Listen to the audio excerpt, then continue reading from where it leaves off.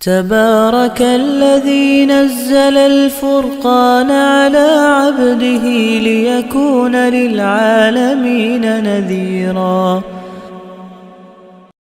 اعوذ باللہ من الشیطان الرجیم. وَيَسْأَلُونَكَ عَنِ الْمَحِيضِ قُلْ هُوَ أَذًى فَاعْتَزِلُوا النِّسَاءَ فِي الْمَحِيضِ وَلَا تَقْرَبُوهُنَّ حَتَّى يَطْهُرْنَ فَإِذَا تَطَهَّرْنَ فَأْتُوهُنَّ مِنْ حَيْثُ أَمَرَكُمُ اللَّهُ إِنَّ اللَّهَ يُحِبُّ التَّوَّابِينَ وَيُحِبُّ الْمُتَطَهِّرِينَ. اور یہ آپ سے پوچھتے ہیں عورت کے ایام کے بارے میں، کہو کہ وہ ایک گندگی ہے، لہذا ان ایام میں عورتوں سے دور رہو.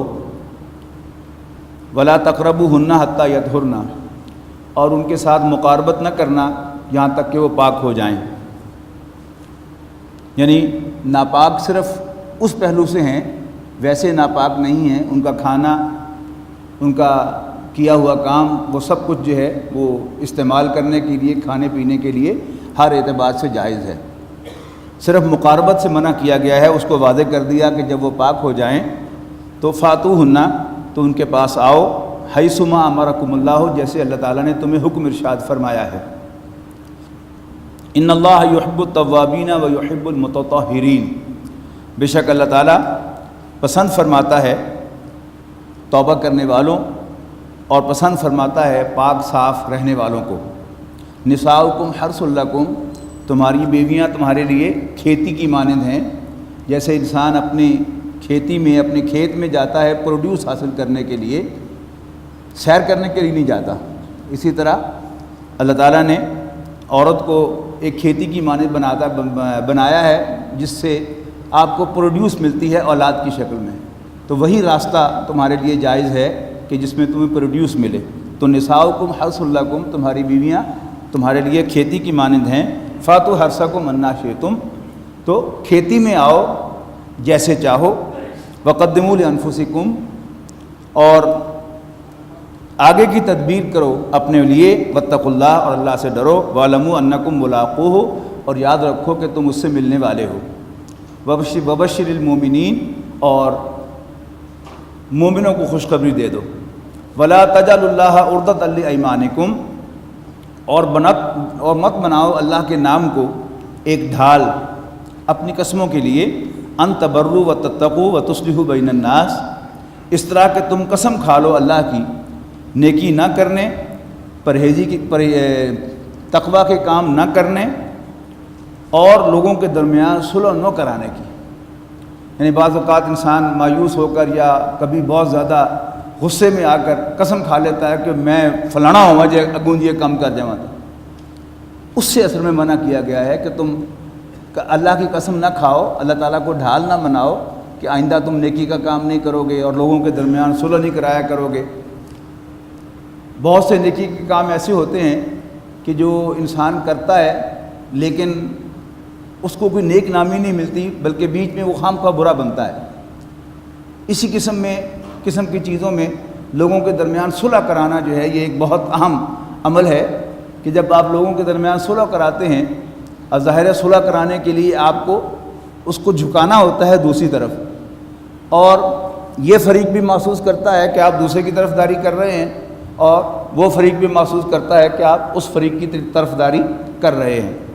تو ایسا نہ ہو کہ ہم کہیں غصے میں آ کر یہ قسم کھا بیٹھے کہ آئندہ میں کبھی لوگوں کے معاملات میں نہیں پڑوں گا، ان کی صلح کرانے کی کوشش نہیں کروں گا. یہ وہ بات ہے اصل میں جس سے منع کیا گیا ہے. واللہ سمیع علیم، اللہ تعالیٰ سننے والا جاننے والا ہے. لا یؤاخذکم اللہ باللغو فی ایمانکم، اللہ تعالیٰ تمہارا مواخذہ نہیں فرمائے گا تمہاری لغو قسموں کے بارے میں.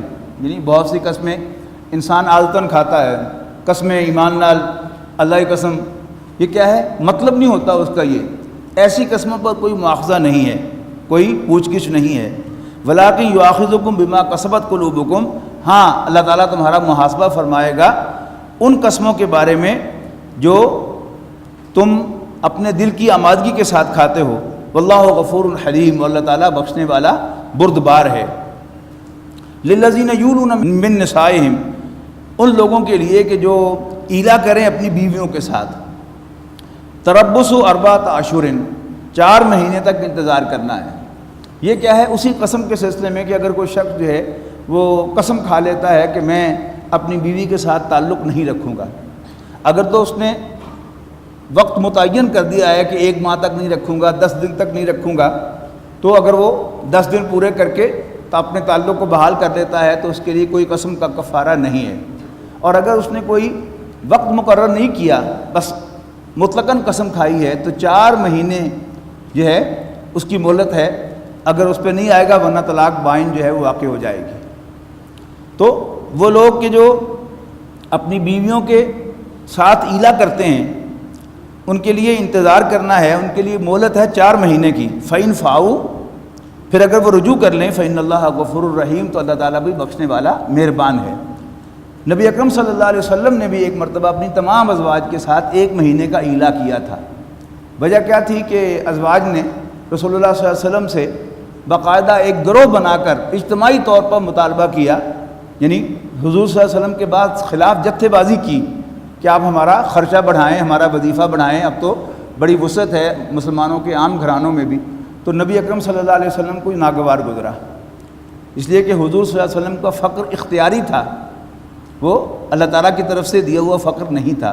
وہ جو کہا اقبال نے کہ میرا طریق امیری نہیں فقیری ہے، خود ہی نہ بیچ غریبی میں نام پیدا کر۔ تو نبی اکرم صلی اللہ علیہ وسلم نے پورے 1 ماہ کا ان کے ساتھ ایلا کیا، اور مسجد نبوی کے اوپر ایک چبوترا بنایا گیا تھا، ایک سائبان بنایا گیا تھا جس میں آپ نے 1 ماہ تک قیام فرمایا، اور بس 1 مہینہ 29 دن کے بعد نبی اکرم صلی اللہ علیہ وسلم نے رجوع فرمایا اپنی بیویوں کی طرف۔ وَإِنْ عَزَمُوا الطَّلَاقَ، لیکن اگر وہ طلاق کا عزم کر لیں، فَإِنَّ اللَّهَ سَمِيعٌ عَلِيمٌ، تو اللہ تعالیٰ سننے والا جاننے والا ہے۔ وَالْمُطَلَّقَاتُ يَتَرَبَّصْنَ بِأَنفُسِهِنَّ 3 قُرُوءٍ۔ اب دیکھیے بات شروع ہوئی عورت کے ایام سے، اور اب اس کے ساتھ میاں بیوی کا جو رشتہ ہے وہ نکاح سے قائم ہوتا ہے اور طلاق سے ٹوٹ جاتا ہے۔ اب اس کی ایک پہلی شکل کیا تھی کہ ایلا کیا جائے اور اس میں اس مدت کے اندر اندر رجوع نہ کیا جائے تو کیا ہے؟ طلاق بائن واقع ہوتی ہے۔ طلاق بائن کہتے ہیں کہ طلاق تو ہو گئی، اس میں رجوع ممکن ہے لیکن دوبارہ نکاح کرنے کے ساتھ۔ جو طلاق رجعی ہے آگے جا کے اس کا ذکر آئے گا، وہ کیا ہے؟ اس کی مدت 3 ماہ ہے، 3 مہینے کے اندر اندر آپ رجوع کر لیتے ہیں تو نکاح جو ہے وہ بحال ہو جاتا ہے، آپ کے پاس 2 طلاقوں کا حق پھر بھی باقی رہتا ہے، یعنی پہلی طلاق ہو گئی، واقع ہو گئی، لیکن آپ نے 3 مہینے کے اندر رجوع کر لیا تو دوبارہ نکاح کرنے کی ضرورت نہیں ہے۔ اگر 3 ماہ گزر جائیں تو طلاق ایفیکٹو ہو جائے گی، اور اب دوبارہ اس کی ریکنسیلیشن جو ہے، اس کا رجوع جو ہے وہ دوبارہ نکاح کرنے سے ہوگا۔ اور 2 طلاقیں ہوں پھر بھی ایسا ہی ہے کہ وہ 3 مہینے کی مہلت ہے، اگر اس کے اندر اندر رجوع کر لیا جائے تو پھر دوبارہ نکاح کرنے کی ضرورت نہیں ہے۔ اگر رجوع نہ کیا جائے، 3 ماہ گزر جائیں تو پھر اس سے وہ طلاق واقع ہو جاتی ہے، لیکن ابھی رجوع کی گنجائش ہے لیکن دوبارہ نکاح کرنے سے۔ فرق کیا پڑے گا کہ جو پہلی صورت ہے کہ جس میں نکاح کرنے کی ضرورت نہیں ہے، اس میں سارا کا سارا اختیار مرد کے پاس ہے کہ وہ اس کو ایفیکٹو بنا دے یا رجوع کر لے، لیکن جب طلاق واقع ہو جائے گی تو پھر دوبارہ نکاح کرنا ہے تو عورت کو بھی اختیار حاصل ہو گیا۔ اگر وہ رج چکی ہوئے اپنے خاوند کو تو وہ دوبارہ نکاح کرنے کے لیے آمادہ نہیں ہوگی۔ تو یہ دونوں کے درمیان فرق ہے کہ جو واقع ہوتا ہے۔ تو والمطلقات یتربصن بانفسهن 3 قروء، اور طلاق یافتہ عورتیں روکے رکھیں اپنے آپ کو 3 حیض تک، یعنی 3 جو پیریڈز ہیں ان تک۔ ولا یحل لهن ان یکتمن ما خلق اللہ فی ارحامهن، اور اس کا مقصد کیا ہے کہ اگر کوئی کنسیپشن ہے اپنے اس شوہر سے تو وہ کلیئر ہو جائے۔ اگر یہ 3 ایام آ جاتے ہیں تو اس کا مطلب یہ ہے کہ کوئی پریگننسی نہیں ہے، حمل نہیں ہے۔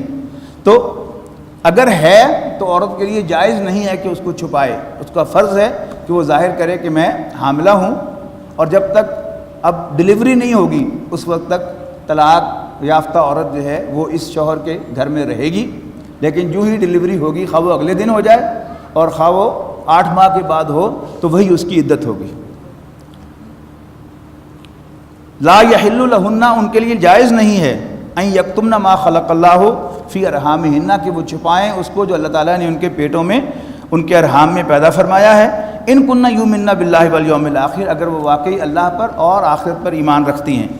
وبعولتہن احق بردہن فی ذالک، اور اس عدت کے اندر اندر ان کے شوہر زیادہ حقدار ہیں کہ وہ ان کو واپس لے لیں اپنی زوجیت میں۔ ان ارادو اصلاحا، اگر وہ اصلاح کا ارادہ رکھتے ہوں۔ وَلَهُنَّ مِثْلُ الَّذِي عَلَيْهِنَّ بِالْمَعْرُوفِ وَلِلرِّجَالِ عَلَيْهِنَّ دَرَجَةٌ، عورتوں کے بھی ویسے ہی حقوق ہیں جیسے ان پر ذمہ داریاں ہیں۔ یعنی میں نے بتایا تھا نا آپ کو کل کہ لام ہو شہادت کے ساتھ تو وہ حق کی گواہی ہے، اور اگر شہادت کے بعد الا ہو تو اس کے خلاف گواہی ہے۔ یہاں دیکھیے لہن لام کے ساتھ ہے تو ان کے حقوق ہیں مثل الذی علیہن، جیسے ان پر ذمہ داریاں ہیں، بالمعروف دستور کے مطابق، وللرجال علیہن درجۃ، البتہ مردوں کو ان پر ایک درجہ فضیلت حاصل ہے۔ واللہ عزیز حکیم، اور اللہ تعالیٰ بالادست آل مائٹی حکمت والا ہے۔ الطلاق مرتان، ریووکیبل ڈیورس دو ہی مرتبہ ہوتی ہے۔ فامساکم بمعروف او تسریح باحسان، یا تو پھر اچھے طریقے سے روک لینا ہے اور یا اچھے طریقے سے رخصت کرنا ہے، جس کا ہمارے ہاں کوئی رواج نہیں ہے۔ یعنی طلاق جو ہے وہ ہمیشہ غصے میں گالی گلوچ کے ساتھ لڑ بھڑ کر ہی ہوتی ہے، یعنی ٹھنڈے دل سے بیٹھ کر طلاق، اصل طلاق جو دین جو چاہتا ہے وہ وہی ہے کہ یہ انسان کوئی جذباتی فیصلہ نہ کرے بلکہ ٹھنڈے دل سے فیصلہ کرے، اور پھر رکھنے کا ارادہ ہو تو بھلے طریقے سے رکھے، اور چھوڑنے کا ارادہ ہو تو باعزت طریقے سے چھوڑے۔ ولا یحل لکم ان تاخذوا مما آتیتموہن شیئا الا ان یخافا الا یقیما حدود اللہ، اور تمہارے لیے جائز نہیں ہے کہ تم واپس لو اس میں سے جو کچھ تم ان کو دے چکے ہو۔ یعنی اس میں مفسرین کا تقریباً اجماع ہے کہ اس سے مراد مہر ہے، جو ہمارے ہاں رواج کے طور پر جو بری دی جاتی ہے اس کا اطلاق اس پر نہیں ہوتا، لیکن ہمارے کورٹس میں جو فیصلے ہوتے ہیں سول کورٹس میں اور ہائی کورٹس میں وہ اس کے خلاف ہوتے ہیں، اور اس میں ورڈکٹ جو ہے وہ ہمارے ججز جو ہیں وہ پاس کر دیتے ہیں کہ اس کے مطابق جو ہے وہ یہی فیصلہ ہے۔ لا یحل لکم ان تاخذوا مما آتیتموہن شیئا الا ان یخافا اللہ یقیما حدود اللہ، سوائے اس کے انہیں ڈر ہو کہ وہ اللہ کی حدوں کو قائم نہیں رکھ سکیں گے۔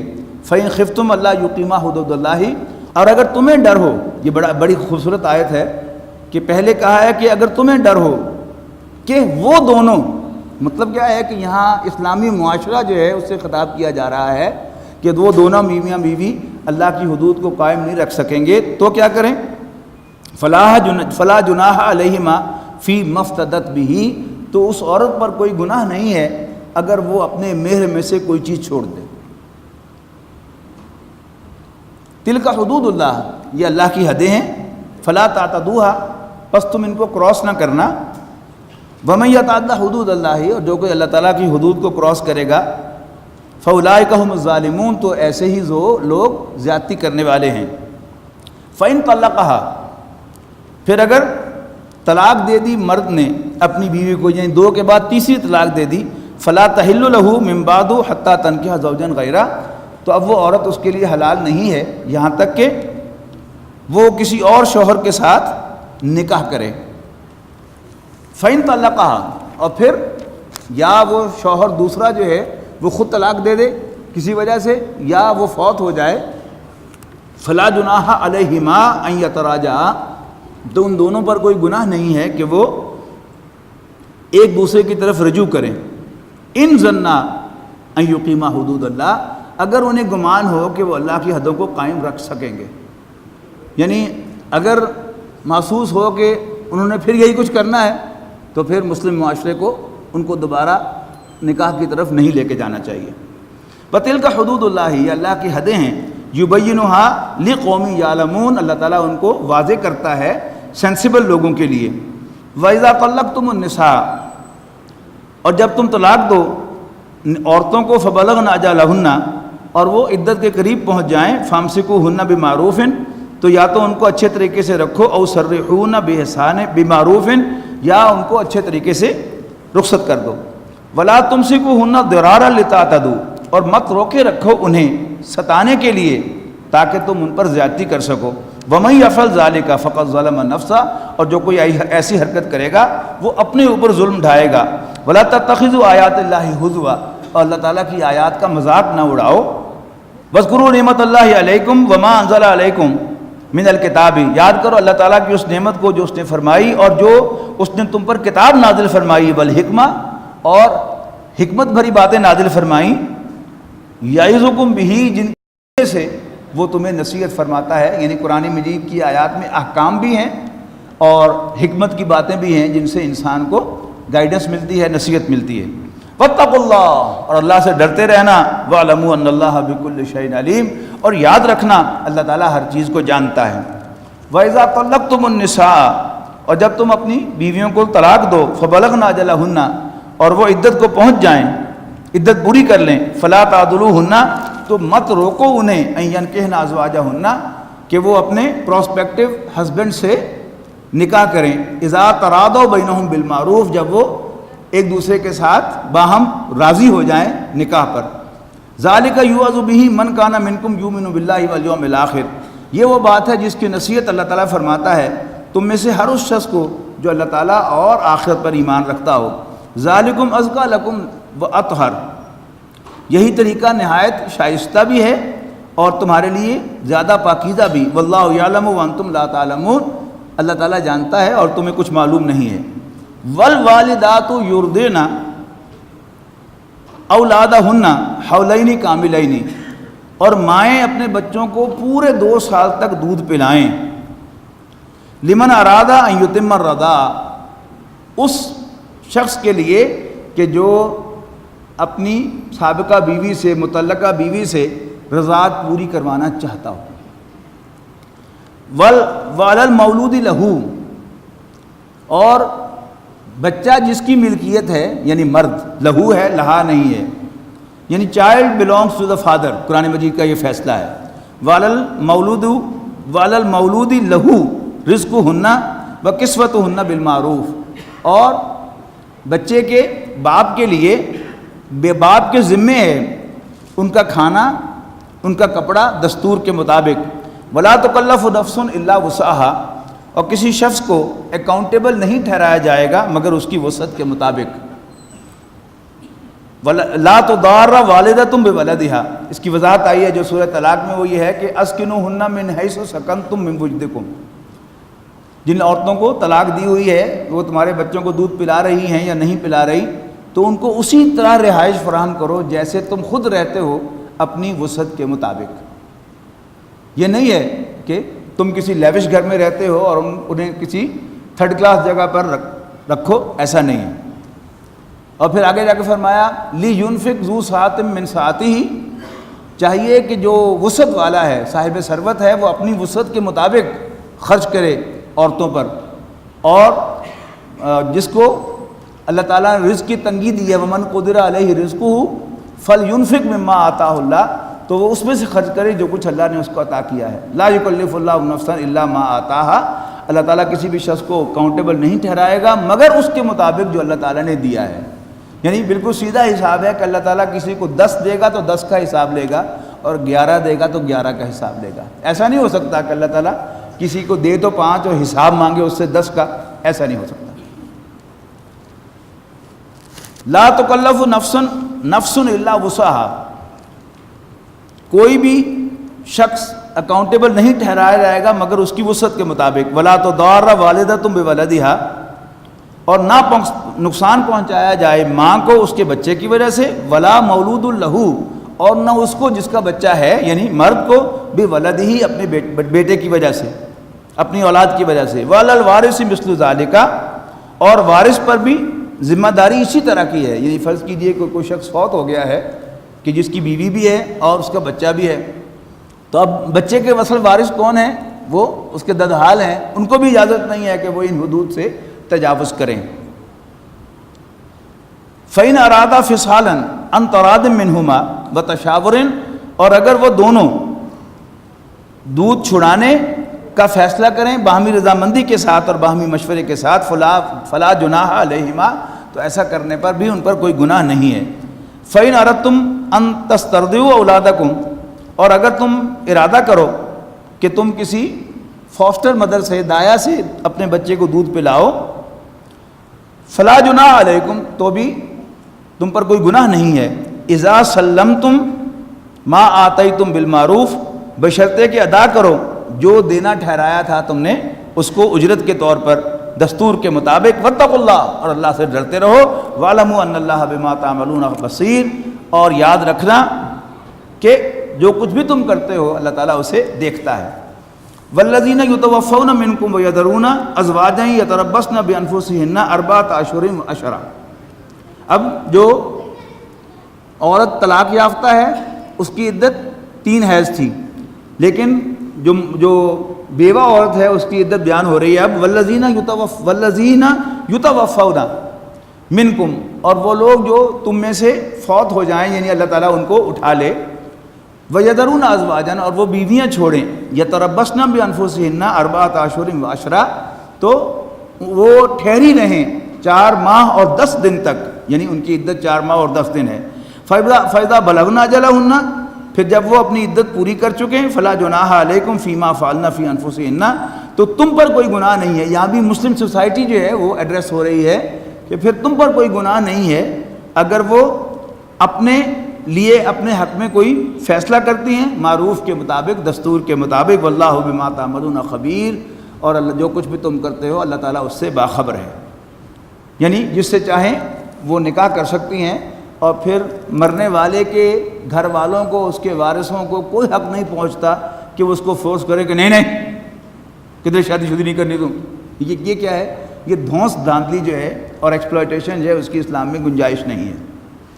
وَلَا جُنَاحَ عَلَيْكُمْ فِي مَا أَرَدتُّمْ فِي خِطْبَةِ النِّكَاحِ فِي خِطْبَةِ النِّسَاءِ أَوْ أَكْنَنْتُمْ فِي أَنفُسِكُمْ، اب جب تک کوئی عورت کسی مرد کے نکاح میں ہے تو اس کے بارے میں یہ سوچنا بھی حرام ہے کہ اگر اس کو طلاق ہو گئی یا اس کا شوہر مر گیا تو میں اس سے شادی کروں گا۔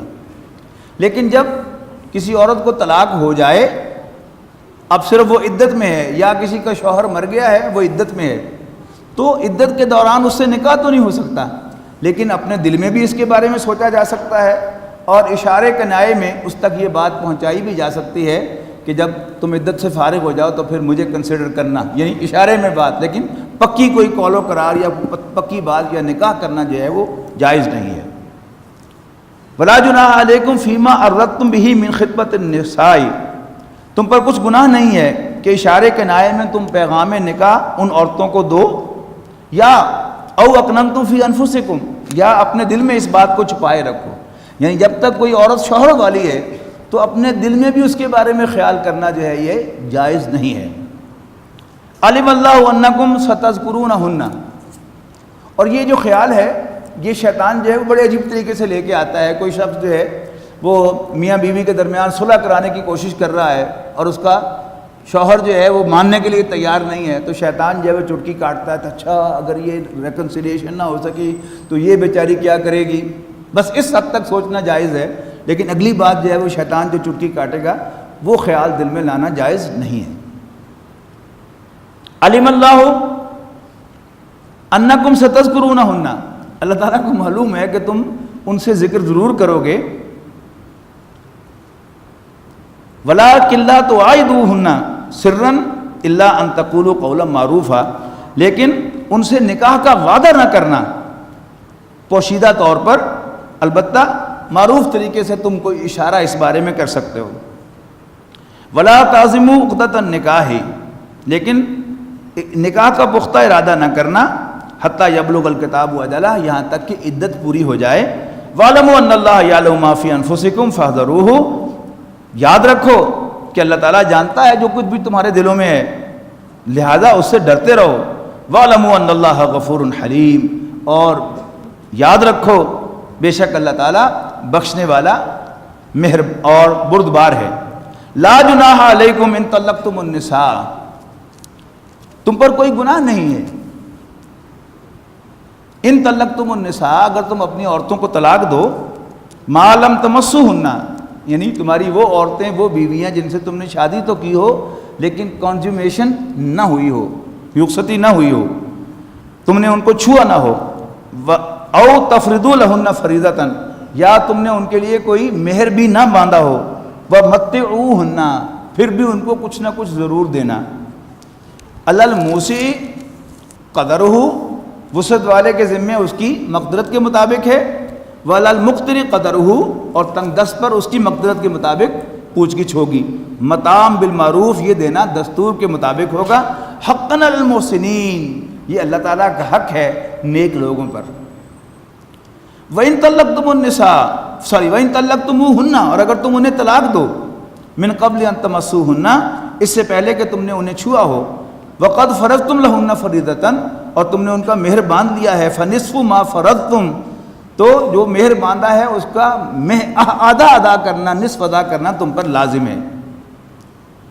الا ان یعفونا، سوائے اس کے کہ عورتیں وہ آدھا بھی معاف کر دیں، او یعفو الذی بیدہ عقدۃ النکاح، یا وہ معاف کر دے جس کے ہاتھ میں نکاح کی گرہ ہے، یعنی مرد۔ یعنی اصول یہ ہے کہ صرف عورت کے ہاں کہنے پر نکاح کے لیے آمادگی ظاہر کرنے پر، یعنی نکاح ہونے پر آدھا مہر واجب ہو جاتا ہے دینا، اور کنزومیشن کے بعد، رخصتی کے بعد، ایک ملاقات کے بعد باقی مہر بھی واجب ہو جاتا ہے۔ اگر طلاق واقع ہو جائے کنزومیشن سے، رخصتی سے پہلے، تو پھر آدھا تو واجب الادا ہے ہی ہے، تو دونوں طرف اختیار دیا ہے کہ اگر چاہے تو عورت اپنے آدھا حصہ چھوڑ دے، یعنی معاف کر دے، یا مرد کو جو آدھی ریمیشن ملی ہے اس میں سے وہ چھوڑ دے اور پورا مہر ادا کر دے۔ یہ دونوں چیزیں جو ہیں وہ موجود ہیں، لیکن قرآن مجید کا ڈائریکٹو کیا ہے کہ اللہ تعالیٰ نے تمہیں بڑا بنایا ہے تو بڑے بن کر دکھاؤ، جو کہ ہم اکثر و بیشتر بن کر نہیں دکھاتے۔ یعنی وہ گھٹیا حرکتیں ہم کرتے ہیں کہ جس سے ہماری وہ بڑائی جو اللہ تعالیٰ نے ہمیں عورتوں پر دی تھی وہ ساری خاک میں مل جاتی ہے۔ او یعفو الذی بیدہ عقدۃ النکاح وان تعفوا اقرب للتقوی، اور اگر تم چھوڑ دو، یعنی پورا مہر ادا کرو، تو یہ خدا خوفی سے قریب تر ہے۔ ولا تنسفوا الفضل بینکم، اور اللہ تعالیٰ نے تمہیں جو فضیلت بخشی ہے اس کو بھولو مت۔ ان اللہ بما تعملون بصیر، بے شک جو کچھ بھی تم کرتے ہو اللہ تعالیٰ اسے دیکھتا ہے۔ الذین آمنوا وتطمئن قلوبهم بذکر اللہ